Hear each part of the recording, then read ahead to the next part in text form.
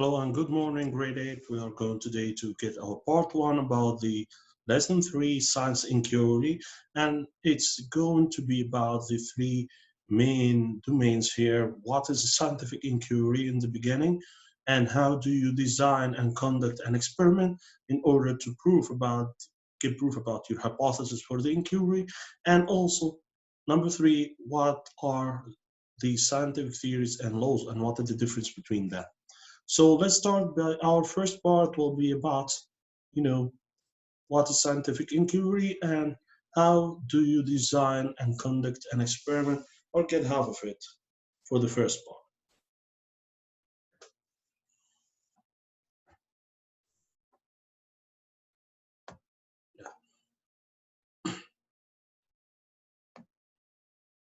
So what is scientific inquiry? Scientific inquiry refers to the diverse ways in which scientists study the natural world and propose explanation based on evidence they gather. So according to my observation, so I can say that I have an evidence for my hypothesis or suggestion about something I study from the natural world.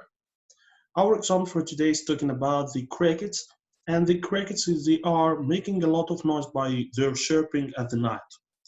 But our scientist here start to do his experiment about the chirping of the crickets in the beginning, and when he get in the summer nights, he get more increasing in the chirping of the crickets. So he start to ask himself a question or start thinking and questioning himself in order to start his scientific inquiry by these questions. And why do all crickets in the neighborhood here are determining to keep you awake tonight? So that will be about his first question here. And that's the crickets, guys. So first of all, he will ask himself a question in the beginning and posing the question. And the question will be about why are the crickets chirping so much at night? And also the curiosity for that and inferences and observations will lead him in his way in order to start to get answers for these questions. And the second part will be developing hypothesis. And developing hypothesis here, it means developing possible solutions for his question he started to pose in the beginning. Why the crickets are start to chirp at the night. And the hypothesis might be true or false according to the evidence you have to prove about it. So here, for example, our scientists start to say, yeah, it's about hot temperature affecting the chirping. So that's maybe hypothesis or suggestion or guessing for himself, but it's not a real fact up till it will be testable and to know more about it. So here in science, fact, yeah, fact is observation that has been confirmed repeatedly. But here I cannot say that the cricket's four legs is a fact that they are making chirping, although I have to see that by observation. On the other side, my hypothesis might be possible answer for the question or not. Yeah. For example, here the hypothesis was the cricket chirping increasing as a result of a warmer temperature or rising temperature. That will be, giving me hypothesis or suggestion. I cannot know if it's true or not up till I get a proof for that by start research or tested by experiment.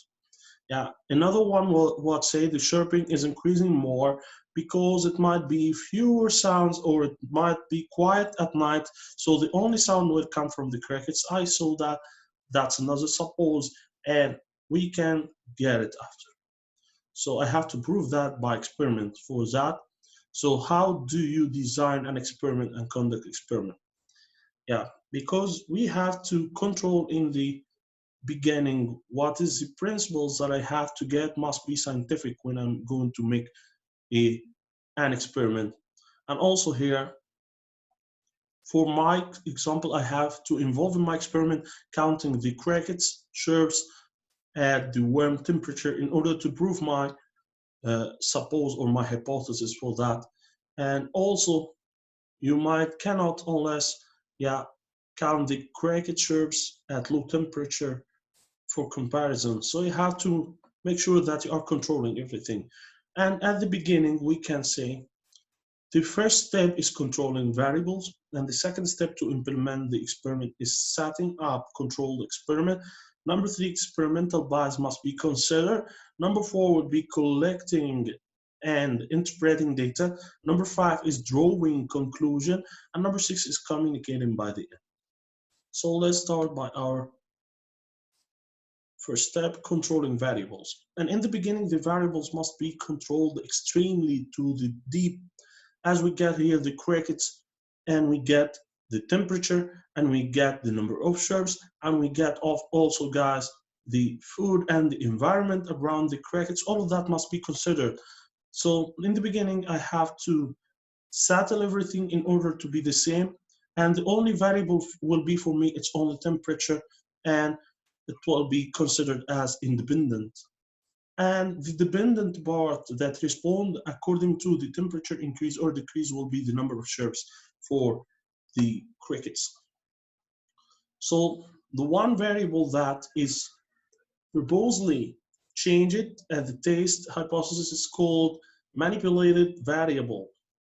So the manipulated variable is independent variable. And here in our experiment, the manipulated variable will be the air temperature. And factors that may change as a response for the manipulated variable will be called the responding variable or dependent one.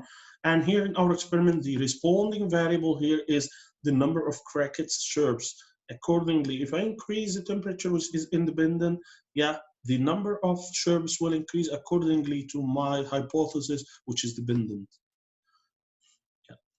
And the third part about the experiment is called setting up a control. So setting up a controlled experiment start B here will be an experiment in which only one variable is manipulated at it's called a controlled experiment. So if I can only control one variable, which is here the temperature, so it will be manipulated or it will be controlled experiment. So I'm controlling here the difference in temperature, and the other variables, all of them are the same. So I only control the temperature to be different, 15 Celsius, 20 Celsius, and 25 Celsius. And the other factors are the same at all for my tries. And here, that is controlling of my experiment. This one is showing here that I have the same number of crickets, and I have the same amount of food for each one of them. And also I have the same light here system, and also the only one that is can change it or controlled, yeah, will be the variable of temperature. It will be 15 in box A and 20 in box B, and 25, sorry, in box C. That's all. Experimental bias. Yeah, I have to consider if I did it for only one temperature, I couldn't say that is specifically generalized to the other. So that will be a bias for me if I conduct my experiment only on one temperature and I neglect the all, and that's not good. And also, it will be a bias if I didn't get, to collect all of the number of correct chirps. And also, having a size which is representative for the number of crickets must be happen, because sometimes it's not the same for the cricket to do the chirps by the same frequency from one to another, it changes. So I have to get a number of crickets like I get 8. And that I can neglect by the end, the part of bias by making that once. To go to the other part, which is collecting and interpreting data, you are almost ready to begin your experiment, and you decide that test the crickets 5 times. So the test will be 5 times for 5 minutes. And every 1 minute, I will start to collect my data accordingly. So I will get the number of chirps according to the time. And also will be multiple according to the number of crickets. Yeah. Before you begin your experiment, number 1, decide what observation you will make and what data you will collect. So my observation will be about the chirping itself, and my data will be about the number of chirps per second for the crickets in each box. So the data are the facts that I gathered from my experiment, and they are differently will be qualitative and quantitative according to the difference in temperature and according to the number of chirps too. To organize my data, I have to get a table for that, and also the data must be provided and organized and collected and recorded in this table. So graphs can also give me the better from that. Also decide that how your table will look like. Yeah, the dependent and independent variables you have to put it, and your trials, number of trials per time. Then you can start to collect the data according to that. And after your data have been collected, you need to interpret it in order to explain what's happened and get a conclusion for yourself. The graphs here will act as a good pattern of interpreting or training the data you will get. And also, for example, scientists agree that the temperature have gone up over the past 100 years. So what they do not agree on is how much are likely to go up over the next 100 years. So that's exactly that. I'm getting that from the graph by interpreting. So I can expect and predict what will happen. So that's what I get by the end through the math here. If I get the crickets in the first minute, so we'll get a 15, 20, and 25. That's the independent manipulated one. And the number of chirps per minute will be the dependent responding variable here.